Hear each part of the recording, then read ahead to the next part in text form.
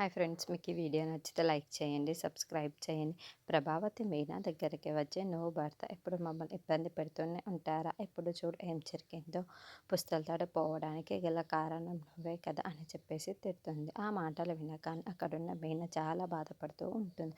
ఎప్పుడు చూడు మా దగ్గర ఏదో ఒక తలనొప్పిని తెస్తూనే ఉంటుంది. ఎప్పుడు చూడు వాళ్ళ దగ్గర ఎలాంటి మాటలు పడవలసి వస్తుందో, ఇప్పుడు ఏం చేయాలో కూడా అర్థం కావటం లేదు అని చెప్పేసి అక్కడున్న మీనాని నానా మాటలు తిడుతూ ఉంటుంది.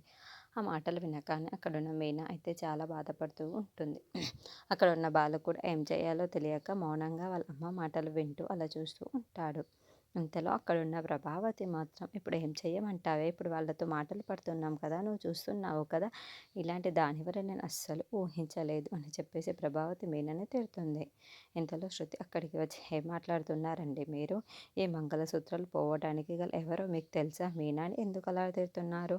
ఆ మంగళసూత్రాలు తీసింది ఎవరు అంటే కాంతం గారు అని చెప్పేసి అంటూ ఉంటుంది. ఆ మాటలు వినగానే ఇంట్లో ఉన్న వాళ్ళ ఒక్కసారిగా షాక్ అయిపోయి శృతి వైపు అలా చూస్తూ ఉండిపోతారు. ఇంతలో అక్కడున్న శృతి మాత్రం, అవును, ఆ మంగళసూత్రం తీసింది ఆ కాంతం గారే మంగళసూత్రం తీసుకొని వెళ్ళి కారులో దాచిపెట్టారు అని చెప్పేసి అంటూ ఉంటుంది. ఆ మాటలు వినగానే అక్కడున్న కాంతం అయితే ఒక్కసారిగా షాక్ అయిపోయి చాలా టెన్షన్ పడిపోతూ ఉంటుంది. అది వినగానే అక్కడున్న సత్య, ప్రభావతి ఒక్కసారిగా షాక్ అయిపోయి కాంతం వైపు కల చూస్తూ ఉండిపోతారు. నేను చెప్తుంది నిజమే అని చెప్పేసి ఆమె తీసుకొని వెళ్ళి కారులో పెట్టింది, అదే నా కళ్ళారా నేను చూశాను అని చెప్పేసి అంటుంది. ఆ మాటలు వినగానే అక్కడున్న బాలు చాలా కోపంగా కాంతం వైపు అలా చూస్తూ ఉండిపోతాడు. ఇంతలో అక్కడున్న కాంతం, అయ్యో ఇప్పుడు తెలిసిపోయిందే ఎలా అని చెప్పేసి చాలా టెన్షన్ పడిపోతూ ఉంటుంది. ఇంతలో అక్కడున్న బాలు మాత్రం చాలా కోపంగా కాంతం వైపుకు దగ్గరికి వెళ్తాడు. అది చూసి ఇంట్లో ఉన్న వాళ్ళందరూ ఏం చేస్తాడో ఏంటో ఇప్పుడు అని చెప్పేసి బాగా